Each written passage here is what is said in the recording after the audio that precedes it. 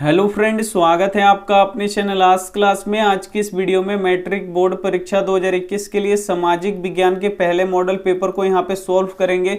इस model paper में 48 महत्वपूर्ण ऑब्जेक्टिव प्रश्न है जो 2021 बोर्ड एग्जाम के लिए काफी महत्वपूर्ण है। तो एक भी प्रश्न आप स्किप मत कीजिएगा, वीडियो को पूरा शुरू से लेकर अंत तक देखिएगा और इसमें से जो भी प्रश्न आपको याद नहीं होगा उसे नोटबुक पर लिख के जरूर याद कर लीजिएगा। अगर चैनल को सब्सक्राइब नहीं किए हैं तो चैनल को सब्सक्राइब कर लीजिए और साथ में बेल आइकन को ऑल पे दबा लीजिएगा ताकि जब भी कोई लाइव क्लास चले तो सबसे पहले नोटिफिकेशन आप तक पहुंचे।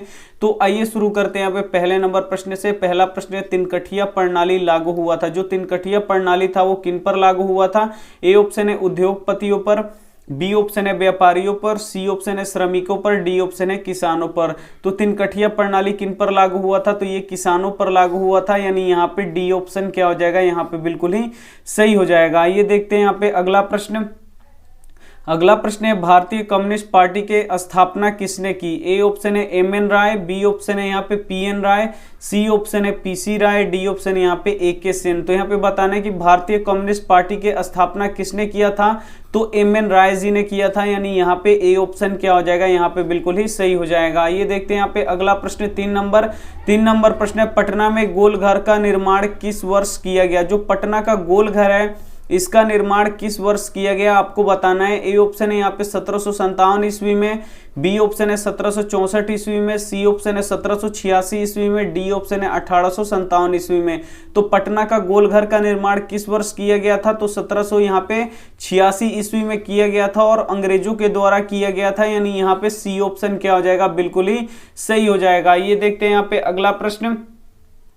अगला प्रश्न है यहाँ पे 4 नंबर, प्राकृतिक गैस किस खनिज के साथ पाया जाता है? जो प्राकृतिक गैस होता है वो किस खनिज के साथ पाया जाता है आपको बताना है। ए ऑप्शन है यूरेनियम, बी ऑप्शन है पेट्रोलियम, सी ऑप्शन है चूना पत्थर और डी ऑप्शन है कोयला।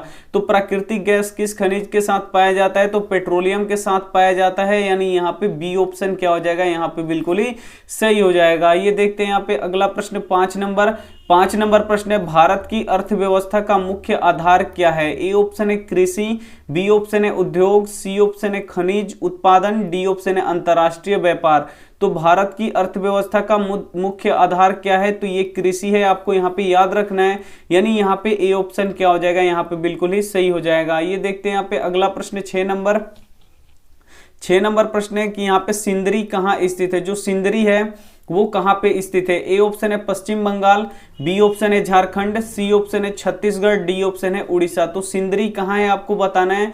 तो सिंदरी ये झारखंड में है, यानी यहाँ पे बी ऑप्शन क्या हो जाएगा? यहाँ पे बिल्कुल ही सही हो जाएगा। ये देखते हैं यहाँ पे अगला प्रश्न 7 नंबर प्रश्न है, भारतीय संविधान द्वारा मान्य राष्ट्रीय भाषाओं की संख्या है। ए ऑप्शन है यहाँ पे 15, बी ऑप्शन है 18, सी ऑप्शन है 19, डी ऑप्शन है 22 यहाँ पे। तो यहाँ पे आपको बताना है कि भारतीय संविधान द्वारा मान्य राष्ट्रीय भाषाओं की संख्या कितनी है? तो 22 है, ये आपको यहाँ पे याद रखना है, यानी यहाँ पे डी ऑप्शन क्या हो जाएगा? यहाँ पे बिल्कुल ही सही हो जाएगा। ये देखते हैं यहाँ पे अगला प्रश्न यहाँ पे देखिए 8 नंबर प्रश्न है, संपूर्ण देश में चुनाव कार्य संपन्न कराने वाली संस्था का नाम है। ए ऑप्शन है यहाँ पे भारतीय लोकसभा, बी ऑप्शन है भारतीय संसद, सी ऑप्शन है भारतीय निर्वाचन आयोग, डी ऑप्शन है भारतीय सर्वोच्च न्यायालय। तो संपूर्ण देश यानी पूरे देश में चुनाव कार्य को संपन्न कौन कराता है? तो ये भारतीय चुनाव आयोग कराता है, यानी यहाँ पे सी ऑप्शन क्या हो जाएगा? बिल्कुल ही सही हो जाएगा। काफी ही महत्वपूर्ण प्रश्न है, तो आप लोग एक भी प्रश्न को स्किप मत कीजिएगा, वीडियो को पूरा शुरू से लेकर अंत तक देखिएगा और वीडियो को लाइक नहीं किए तो प्लीज आप लोग वीडियो को लाइक भी कर दीजिएगा। आइए देखते हैं यहाँ पे अगला प्रश्न यहाँ पे देखिए, मानवीय पूंजी निर्माण के मुख्य घटक हैं। ए ऑप्शन है यहाँ पे स्वास्थ्य सेवाएं, बी ऑप्शन है आवास, सी ऑप्शन है शिक्षा और प्रशिक्षण, डी ऑप्शन है उपयुक्त सभी। तो यहाँ पे बताना है कि मानवीय पूंजी निर्माण के मुख्य घटक कौन कौन से हैं? तो यहाँ पे स्वास्थ्य सेवाएं भी है, आवास भी है और शिक्षा एवं प्रशिक्षण भी है, यानी यहाँ पे सभी है, यानी यहाँ पे डी ऑप्शन क्या हो जाएगा? यहाँ पे बिल्कुल ही सही हो जाएगा। ये देखते हैं यहाँ पे अगला प्रश्न 10 नंबर प्रश्न है, नई आर्थिक नीति में किसी सम्मिलित किया गया है? जो नई आर्थिक नीति है उसमें किससे सम्मिलित किया गया है? ए ऑप्शन है यहाँ पे उदारीकरण, बी ऑप्शन है निजीकरण, सी ऑप्शन है वैश्वीकरण, डी ऑप्शन है इनमें से सभी। तो नई आर्थिक नीति में किसे सम्मिलित किया गया है? तो उदारीकरण को भी सम्मिलित किया गया है, निजीकरण को भी सम्मिलित किया गया है और वैश्वीकरण को भी सम्मिलित किया गया है, यानी यहाँ पे इसमें से सभी को सम्मिलित किया गया है, यानी यहाँ पे डी ऑप्शन क्या हो जाएगा, बिल्कुल ही सही हो जाएगा। ये देखते हैं यहाँ पे अगला प्रश्न। अगला प्रश्न यहाँ पे देखिए 11 नंबर प्रश्न है, वल्लभ भाई पटेल को सरदार की उपाधि किस किसान आंदोलन के दौरान दी गई? ए ऑप्शन है बारदोली, बी ऑप्शन है अहमदाबाद, सी ऑप्शन है खेड़ा, डी ऑप्शन है यहाँ पे चंपारण। तो यहाँ पे वल्लभ भाई पटेल को सरदार की उपाधि किस आंदोलन के दौरान दी गई? तो ये बारदोली आंदोलन के दौरान दी गई, यानी यहाँ पे ए ऑप्शन क्या हो जाएगा, यहाँ पे बिल्कुल ही सही हो जाएगा। ये देखते हैं यहाँ पे अगला प्रश्न। अगला प्रश्न है 12 नंबर, असहयोग आंदोलन का प्रस्तावना कांग्रेस के किस अधिवेशन में पारित हुआ? ए ऑप्शन है यहाँ पे सितंबर 1920 ईस्वी कोलकाता अधिवेशन, बी ऑप्शन है अक्टूबर 1920 ईस्वी अहमदाबाद अधिवेशन, सी ऑप्शन है नवंबर 1920 फैजपुर अधिवेशन, डी ऑप्शन है यहाँ पे दिसंबर 1920 नागपुर अधिवेशन। तो असहयोग आंदोलन का प्रस्तावना कांग्रेस के किस अधिवेशन में पारित हुआ? तो सितंबर 1920 ईस्वी और ये कलकत्ता अधिवेशन में पारित हुआ, यानी यहाँ पे ए ऑप्शन क्या हो जाएगा, बिल्कुल ही सही हो जाएगा। ये देखते हैं यहाँ पे अगला प्रश्न। अगला प्रश्न यहाँ पे देखिए 13 नंबर प्रश्न है, समाजवादियों का बाइबिल किसे कहा जाता है? जो समाजवादियों का बाइबिल यहाँ पे बताना है आपको कि किसे कहा जाता है। ए ऑप्शन है दास कैपिटल को, बी ऑप्शन है वार एंड पीस को, सी ऑप्शन है स्पार्क को, डी ऑप्शन है यहाँ पे कम्युनिस्ट घोषणा पत्र को। तो यहाँ पे देखिए समाजवादियों का बाइबिल किसे कहा जाता है? तो समाजवादियों का बाइबिल दास कैपिटल को बोला जाता है, यानी यहाँ पे ए ऑप्शन क्या हो जाएगा, यहाँ पे बिल्कुल ही सही हो जाएगा। ये देखते हैं यहाँ पे अगला प्रश्न 14 नंबर प्रश्न है, जनेवा समझौता कब हुआ था? जो जनेवा समझौता हुआ था कब हुआ था? तो यहाँ पे देखिए पूछ रहा है कि जनेवा समझौता कब हुआ था। ए ऑप्शन है 1954 ईस्वी, बी ऑप्शन है 1960 ईस्वी, सी ऑप्शन है 1950 ईस्वी, डी ऑप्शन है 1946 ईस्वी। तो जनेवा समझौता कब हुआ था? तो जनेवा समझौता 1954 ईस्वी को हुआ था, यानी यहाँ पे ए ऑप्शन क्या हो जाएगा, बिल्कुल ही सही हो जाएगा। ये देखते हैं यहाँ पे 15 नंबर प्रश्न। 15 नंबर प्रश्न है, जर्मन राइन राज्य का निर्माण किसने किया था? जो जर्मन राइन राज्य है इसका निर्माण किसने किया था? ए ऑप्शन है लुई 18वां, बी ऑप्शन है नेपोलियन बोनापार्ट, सी ऑप्शन है नेपोलियन 3, डी ऑप्शन है बिस्मार्क। तो जर्मन राइन राज्य का निर्माण किसने किया था? तो नेपोलियन बोनापार्ट ने किया था, यानी यहाँ पे बी ऑप्शन क्या हो जाएगा, यहाँ पे बिल्कुल ही सही हो जाएगा। ये देखते हैं यहाँ पे अगला प्रश्न। अगला प्रश्न यहाँ पे देखिए 16 नंबर प्रश्न है, साम्यवादी शासन का पहला प्रयोग कहाँ हुआ था? जो साम्यवादी शासन है इसका पहला प्रयोग कहाँ पे हुआ था आपको यहाँ पे बताना है। ए ऑप्शन है रूस में, बी ऑप्शन है जापान में, सी ऑप्शन है चीन में, डी ऑप्शन है क्यूबा में। तो साम्यवादी शासन का पहला प्रयोग कहाँ पे हुआ था? तो ये रूस में हुआ था, ये आपको क्या करना है, याद रखना है, यानी यहाँ पे ए ऑप्शन क्या हो जाएगा, यहाँ पे बिल्कुल ही सही हो जाएगा। ये देखते हैं यहाँ पे अगला प्रश्न। अगला प्रश्न है यहाँ पे कि भारतीय राष्ट्रीय कांग्रेस की स्थापना कब हुआ था? जो भारतीय राष्ट्रीय कांग्रेस है इसका स्थापना कब हुआ था? ए ऑप्शन है यहाँ पे 1879 ईस्वी, बी ऑप्शन है 1881 ईस्वी, सी ऑप्शन है 1883 ईस्वी, डी ऑप्शन है 1885 ईस्वी। तो भारतीय राष्ट्रीय कांग्रेस की स्थापना कब हुआ था? तो 1885 ईस्वी में हुआ था, और किसने किया था? तो ए.ओ. ह्यूम ने किया था। तो ये आपको यहाँ पे याद रखना है, यानी यहाँ पे डी ऑप्शन क्या हो जाएगा, बिल्कुल सही हो जाएगा। ये देखते हैं यहाँ पे अगला प्रश्न। अगला प्रश्न यहाँ पे कि बीएस न्यायपाल कौन थे? जो बीएस न्यायपाल थे वो कौन थे? ए ऑप्शन है यहाँ पे नोबेल पुरस्कार विजेता, बी ऑप्शन है व्यापारी, सी ऑप्शन है इंजीनियर, डी ऑप्शन है यहाँ पे मजदूर नेता। तो बीएस न्यायपाल कौन थे? तो ये एक नोबेल पुरस्कार विजेता है, यानी यहाँ पे ए ऑप्शन क्या हो जाएगा, यहाँ पे बिल्कुल सही हो जाएगा। और साहित्य के क्षेत्र में इनको क्या दिया गया था? नोबेल पुरस्कार दिया गया था। ये देखते हैं यहाँ पे अगला प्रश्न। अगला प्रश्न यहाँ पे देखिए 19 नंबर प्रश्न है, किसने कहा मुद्रण ईश्वर की दी हुई महत्तम देन है, सबसे बड़ा तोहफा है? ए ऑप्शन है महात्मा गांधी, बी ऑप्शन है मार्टिन लूथर, सी ऑप्शन है मोहम्मद पैगंबर, डी ऑप्शन है ईसा मसीह। तो यहाँ पे देखिए किसने कहा मुद्रण ईश्वर की दी हुई महत्तम देन है, सबसे बड़ा तोहफा है, किसने कहा था? तो ये मार्टिन लूथर ने किया था, यानी यहाँ पे बी ऑप्शन क्या हो जाएगा, यहाँ पे बिल्कुल ही सही हो जाएगा। ये देखते हैं यहाँ पे 20 नंबर प्रश्न। 20 नंबर प्रश्न है, फॉरवर्ड ब्लॉक की स्थापना किसने की? ए ऑप्शन है यहाँ पे जवाहरलाल नेहरू, बी ऑप्शन है सुभाष चंद्र बोस, सी ऑप्शन है captain Mohan Singh, D option है यहाँ पे रविंद्रनाथ टैगोर। तो यहाँ पे देखिए चैनल को अभी तक आप सब्सक्राइब नहीं किए हैं तो चैनल को सब्सक्राइब कर लीजिए, और वीडियो को तो आप लोग जरूर लाइक कर दीजिए। तो यहाँ पे देखिए फॉरवर्ड ब्लॉक पूछ रहा है कि फॉरवर्ड ब्लॉक की स्थापना किसने किया था? तो सुभाष चंद्र बोस जी ने कहा था, और ये प्रश्न काफी महत्वपूर्ण है आपके बोर्ड एग्जाम के लिए, यानी यहाँ पे बी ऑप्शन क्या हो जाएगा, यहाँ पे बिल्कुल ही सही हो जाएगा। ये देखते हैं यहाँ पे अगला प्रश्न। अगला प्रश्न है बृहद क्षेत्र में जल की उपस्थिति के कारण ही पृथ्वी को कहा जाता है। ए ऑप्शन है उजला ग्रह, बी ऑप्शन है नीला ग्रह, सी ऑप्शन है हरा ग्रह, डी ऑप्शन है यहाँ पे लाल ग्रह। तो बृहद क्षेत्र में जल की उपस्थिति के कारण पृथ्वी को क्या कहा जाता है, तो इसे क्या कहा जाता है, नीला ग्रह कहा जाता है, यानी यहाँ पे बी ऑप्शन क्या हो जाएगा, बिल्कुल ही सही हो जाएगा। ये देखते हैं यहाँ पे अगला प्रश्न। अगला प्रश्न यहाँ पे देखिए 22 नंबर प्रश्न है, भाखड़ा नांगल परियोजना किस नदी पर अवस्थित है यानी स्थित है। ए ऑप्शन है यहाँ पे नर्मदा, बी ऑप्शन है झेलम, सी ऑप्शन है सतलज, डी ऑप्शन है यहाँ पे ब्यास। तो भाखड़ा नांगल परियोजना किस नदी पर स्थित है, तो भाखड़ा नांगल परियोजना ये सतलज नदी पे स्थित है, जिसे हम लोग सतलुज भी बोलते हैं, यानी यहाँ पे सी ऑप्शन क्या हो जाएगा, यहाँ पे बिल्कुल ही सही हो जाएगा। ये देखते हैं यहाँ पे अगला प्रश्न। अगला प्रश्न यहाँ पे देखिए 23 नंबर, पूर्व मध्य रेलवे का मुख्यालय कहाँ है। ए ऑप्शन है पटना, बी ऑप्शन है हाजीपुर, सी ऑप्शन है मुजफ्फरपुर, डी ऑप्शन है यहाँ पे समस्तीपुर। तो पूर्व मध्य रेलवे का यहाँ पे मुख्यालय कहाँ है, तो हाजीपुर है, तो इसे आप लोग को याद रखना है, यानी यहाँ पे बी ऑप्शन क्या हो जाएगा, यहाँ पे बिल्कुल ही सही हो जाएगा। ये देखते हैं यहाँ पे अगला प्रश्न 24 नंबर। 24 नंबर प्रश्न है यहाँ पे कि कहलगांव तापीय विद्युत परियोजना किस जिले में स्थित है। जो कहलगांव तापीय विद्युत परियोजना है वो किस जिले में स्थित है आपको बताना है। ए ऑप्शन है भागलपुर, बी ऑप्शन है मुंगेर, सी ऑप्शन है जमुई, डी ऑप्शन है यहाँ पे साहेबगंज।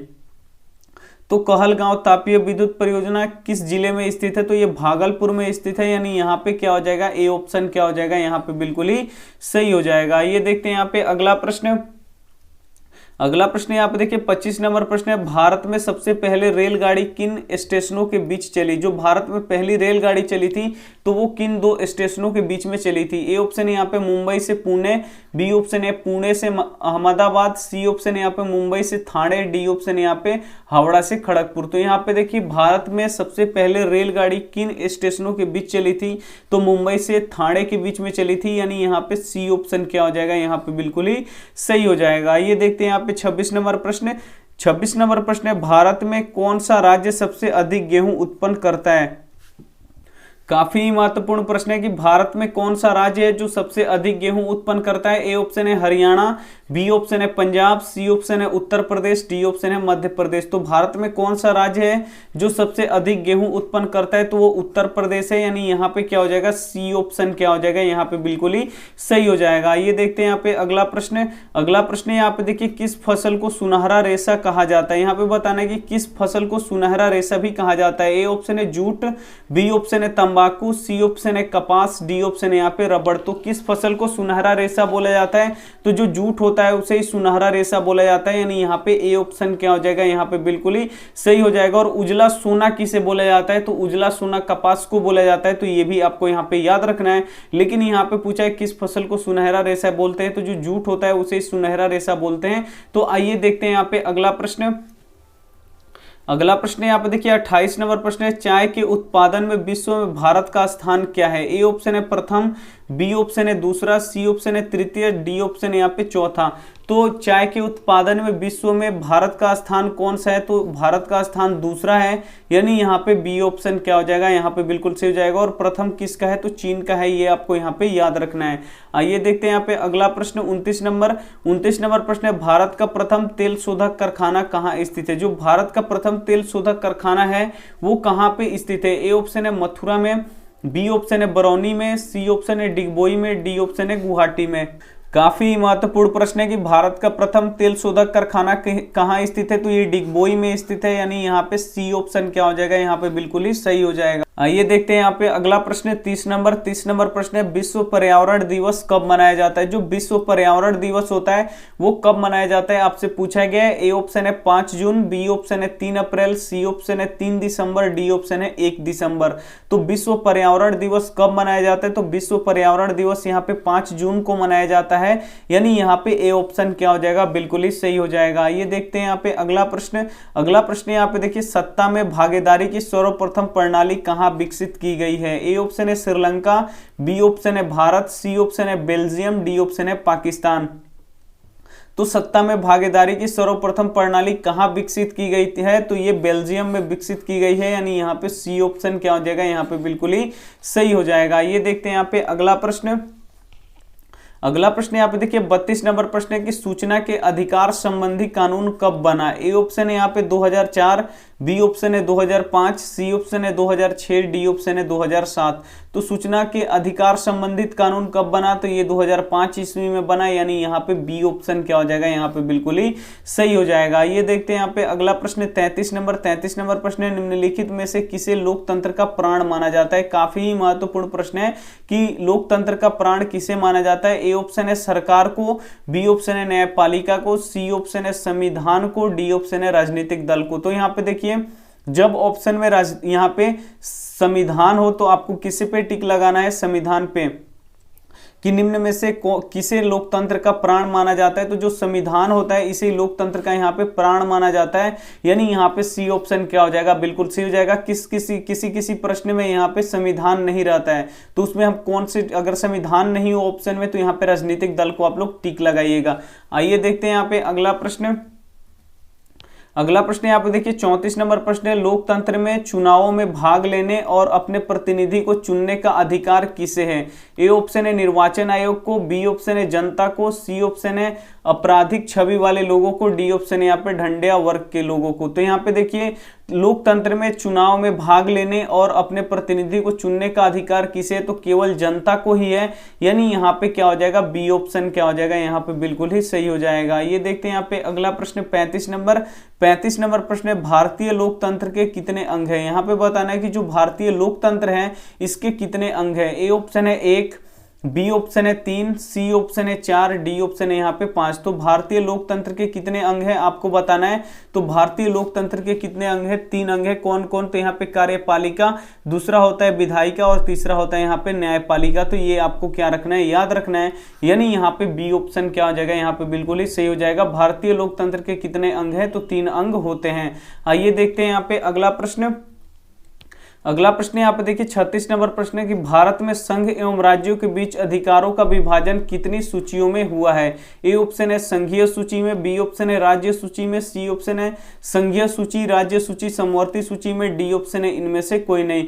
तो भारत में संघ एवं राज्यों के बीच अधिकारों का विभाजन किस सूचियों में किया गया है, तो संघीय सूची में भी किया गया है, राज्यों सूची में भी किया गया और यहाँ पे समवर्ती सूची में भी किया गया है, यानी यहाँ पे सी ऑप्शन क्या हो जाएगा, बिल्कुल ही सही हो जाएगा। ये देखते हैं यहाँ पे 37 नंबर प्रश्न है वर्तमान में नेपाल में शासन प्रणाली है। यहाँ पे बताना है कि जो अभी वर्तमान में जो नेपाल की शासन प्रणाली है वो क्या है। ए ऑप्शन है यहाँ पे लोकतांत्रिक, बी ऑप्शन है प्रजातांत्रिक, सी ऑप्शन है यहाँ पे राजतंत्र, डी ऑप्शन है इनमें से कोई नहीं। तो नेपाल में यहाँ पे देखिए वर्तमान में नेपाल में शासन प्रणाली कौन सी है, तो यहाँ पे लोकतंत्र है, यानी यहाँ पे क्या हो जाएगा, ए ऑप्शन क्या हो जाएगा, बिल्कुल सही हो जाएगा। और इससे पहले क्या था, तो यहाँ पे राजतंत्र था, तो ये भी आपको यहाँ पे याद रखना है। आइए देखते हैं यहाँ पे अगला प्रश्न यहाँ पे देखिए संघीय व्यवस्था में सरकार होती है। ए ऑप्शन है दोहरी, बी ऑप्शन है एकल, सी ऑप्शन है एक और बी दोनों, डी ऑप्शन है इनमें से कोई नहीं। तो संघीय व्यवस्था में सरकार कितनी होती है, तो ये दोहरी सरकार होती है, यानी यहाँ पे ए ऑप्शन क्या हो जाएगा, यहाँ पे बिल्कुल ही सही हो जाएगा। ये देखते हैं यहाँ पे अगला प्रश्न यहाँ पे देखिए 39 नंबर प्रश्न है कि 1971 ईस्वी में आम चुनाव में सत्तारूढ़ कांग्रेस ने डैश का नारा दिया, यानी किसका नारा दिया। ए ऑप्शन है यहाँ पे गरीबी हटाओ, बी ऑप्शन है पूर्ण स्वराज, सी ऑप्शन है यहाँ पे ए और बी दोनों, डी ऑप्शन है इनमें से कोई नहीं। तो यहाँ पे 1971 में आम चुनाव में सत्तारूढ़ कांग्रेस ने कौन सा नारा दिया, तो गरीबी हटाओ का नारा दिया, यानी यहाँ पे ए ऑप्शन क्या हो जाएगा, यहाँ पे बिल्कुल ही सही हो जाएगा। ये देखते हैं यहाँ पे अगला प्रश्न 40 नंबर संपूर्ण क्रांति का आह्वान किसने किया था। ए ऑप्शन है जयप्रकाश नारायण, बी ऑप्शन है मोहनदास करमचंद गांधी, सी ऑप्शन है नेहरू, डी ऑप्शन है इनमें से कोई नहीं। तो संपूर्ण क्रांति का आह्वान किसने किया था, तो ये जयप्रकाश नारायण जी ने किया था, यानी यहाँ पे ए ऑप्शन क्या हो जाएगा, यहाँ पे बिल्कुल ही सही हो जाएगा। ये देखते हैं यहाँ पे अगला प्रश्न यहाँ पे देखिए 41 नंबर प्रश्न है भारत में योजना आयोग का गठन कब किया गया था। जो भारत में योजना आयोग है इसका गठन कब किया गया था आपको बताना है। ए ऑप्शन है 15 मार्च 1950 को, बी ऑप्शन है 15 सितंबर 1950 को, डी ऑप्शन है 15 अक्टूबर 1950 को, डी ऑप्शन है इनमें से कोई नहीं। तो भारत में योजना आयोग का गठन किस वर्ष किया गया, तो ये 15 मार्च 1950 को किया गया, लेकिन अब यहाँ पे योजना आयोग का अब नया नाम हो गया है। तो योजना आयोग का अब नया नाम क्या है, तो यहाँ यहाँ पे नीति आयोग है, तो ये भी आपको क्या रखना है, याद रखना है। ये देखते हैं यहाँ पे अगला प्रश्न है 42 नंबर प्रश्न है प्लास्टिक मुद्रा है। इसमें से आपको पहचानना है कि कौन प्लास्टिक मुद्रा है। ए ऑप्शन है एटीएम, बी ऑप्शन है यहाँ पे ड्राफ्ट, सी ऑप्शन है यहाँ पे चेक, डी ऑप्शन है यहाँ पे उपयुक्त तीनों। तो यहाँ पे देखिए प्लास्टिक मुद्रा क्या है आपको यहाँ पे बताना है। तो प्लास्टिक मुद्रा कौन सा है, एटीएम है, यानी यहाँ पे ए ऑप्शन क्या हो जाएगा, यहाँ पे बिल्कुल ही सही हो जाएगा। ये देखते हैं यहाँ पे अगला प्रश्न है यहाँ पे 43 नंबर, भारत की वित्तीय राजधानी किस शहर को कहा जाता है। और ये प्रश्न काफी ही महत्वपूर्ण है कि भारत का वित्तीय राजधानी किस शहर को कहा जाता है। ए ऑप्शन है मुंबई, बी ऑप्शन है दिल्ली, सी ऑप्शन है पटना, डी ऑप्शन है यहाँ पे बेंगलुरु। तो यहाँ पे भारत का वित्तीय राजधानी किसे कहा जाता है, तो इसे मुंबई को कहा जाता है, यानी यहाँ पे ए ऑप्शन क्या हो जाएगा, यहाँ पे बिल्कुल ही सही हो जाएगा। ये देखते हैं यहाँ पे अगला प्रश्न यहाँ पे देखिए 44 नंबर प्रश्न है, उपभोक्ता अधिकार दिवस कब मनाया जाता है। जो उपभोक्ता अधिकार दिवस होता है वो कब मनाया जाता है। ए ऑप्शन है यहाँ पे 17 मार्च, बी ऑप्शन है 15 मार्च, सी ऑप्शन है 19 मार्च, डी ऑप्शन है यहाँ पे 22 अप्रैल। तो उपभोक्ता अधिकार दिवस कब मनाया जाता है, तो ये 15 मार्च को मनाया जाता है, यानी यहाँ पे बी ऑप्शन क्या हो जाएगा, यहाँ पे बिल्कुल ही सही हो जाएगा। ये देखते हैं यहाँ पे अगला प्रश्न यहाँ पे देखिए भारत में सहकारिता आंदोलन का प्रारंभ कब हुआ। ए ऑप्शन है 1904 में, बी ऑप्शन है 1905 में, सी ऑप्शन है 1907 में, डी ऑप्शन है 1920 में। तो भारत में सहकारिता आंदोलन प्रारंभ कब हुआ, यानी शुरू कब हुआ, तो 1904 ईस्वी में ये क्या हुआ, शुरू हुआ, यानी यहाँ पे ए ऑप्शन क्या हो जाएगा, यहाँ पे बिल्कुल ही सही हो जाएगा। ये देखते हैं यहाँ पे अगला प्रश्न यहाँ पे देखिए 46 नंबर प्रश्न है कि इसमें से किसे पिछड़ा राज्य कहा जाता है। आपको बताना है कि इसमें से कौन ऐसा राज्य है जो पिछड़ा राज्य कहलाता है। ए ऑप्शन है पंजाब, बी ऑप्शन है केरल, सी ऑप्शन है यहाँ पे बिहार, डी ऑप्शन है यहाँ पे दिल्ली। तो यहाँ पे देखिए आपसे पूछ रहा है कि इनमें से किसे पिछड़ा राज्य कहा जाता है। तो पिछड़ा राज्य यहाँ पे किसे कहा जाता है, बिहार को कहा जाता है, यानी यहाँ पे सी ऑप्शन क्या हो जाएगा, यहाँ पे बिल्कुल ही सही हो जाएगा। ये देखते हैं यहाँ पे अगला प्रश्न 47 नंबर प्रश्न है भारत के किस राज्य में प्रति व्यक्ति आय सर्वाधिक है। यानी आपको बताना है कि भारत का वो कौन सा राज्य है जिसका प्रति व्यक्ति आय सर्वाधिक यानी सबसे अधिक है। ए ऑप्शन है बिहार, बी ऑप्शन है चंडीगढ़, सी ऑप्शन है हरियाणा, डी ऑप्शन है गोवा। तो बिहार में यहाँ पे भारत में किस राज्य की प्रति व्यक्ति आय सर्वाधिक है, तो जो गोवा है इसकी प्रति व्यक्ति आय सर्वाधिक है, यानी यहाँ पे डी ऑप्शन क्या हो जाएगा, बिल्कुल इसी हो जाएगा। और पूछे कि किसका कम होता है, तो जो यहाँ पे क्या बिहार राज्य है तो इसका प्रति व्यक्ति आय क्या होता है, यहाँ पे सबसे कम होता है। ये देखते हैं यहाँ पे अगला प्रश्न और अंतिम प्रश्न है भूपटल के नीचे का वह स्थान जहां भूकंप जन्म लेता है उसे कहा जाता है। ए ऑप्शन है भूकंप केंद्र, बी ऑप्शन है अधिकेंद्र, सी ऑप्शन है यहाँ पे अनुकेंद्र, डी ऑप्शन है इनमें से कोई नहीं। तो यहाँ पे देखिए ये पृथ्वी हो गया और इतना अंदर मान लीजिए भूकंप का केंद्र बना, तो इसी केंद्र को हम लोग क्या बोलते हैं, भूकंप केंद्र बोलते हैं। और तरंगे आकर पृथ्वी पर आके जहां सबसे पहले निकलती है उसे क्या बोला जाता है, यहाँ पे अधिकेंद्र बोला जाता है। तो यहाँ पे पूछ रहा है कि भूपटल के नीचे का वह स्थान जहां भूकंप जन्म लेता है उसे क्या कहा जाता है, तो यहाँ पे भूकंप केंद्र कहा जाता है, यानी यहाँ पे ए ऑप्शन क्या हो जाएगा, बिल्कुल ही सही हो जाएगा। आप 48 प्रश्न देख चुके हैं, तो अब आप हमें कमेंट करके बता दीजिए कि आप 48 प्रश्न में से आप कितना सही किए हैं। और ये रहा आपका होमवर्क प्रश्न यहाँ पे कि भूमि, शांति, रोटी ये 3 नारे किसने दिए। ए ऑप्शन है लेनिन, बी ऑप्शन है ट्राटस्की, सी ऑप्शन है स्टालिन, डी ऑप्शन है कार्ल मार्क्स। तो अगर आप लेट से जुड़े, अगर आपका प्रश्न छूट गया है, काफी महत्वपूर्ण है, तो उसको क्या कीजिएगा, फिर से आप लोग शुरू करके देख लीजिएगा और इसका जो जवाब है सही वो आप हमें कमेंट करके जरूर बताइएगा। चैनल को अभी तक आप सब्सक्राइब नहीं किए हैं तो चैनल को सब्सक्राइब कर लीजिए और साथ में बेल आइकन को ऑल पे दबा लीजिए, ताकि जब भी हम कोई वीडियो अपलोड करें तो सबसे पहले नोटिफिकेशन आप तक पहुंचे। और वीडियो को जरूर लाइक कीजिएगा, अपने दोस्तों में जरूर इसे शेयर कीजिएगा। थैंक यू फॉर वॉचिंग, मिलते हैं अगले वीडियो में, तब तक अपना ध्यान रखिए, मन लगा के पढ़ाई कीजिए। Take care and bye.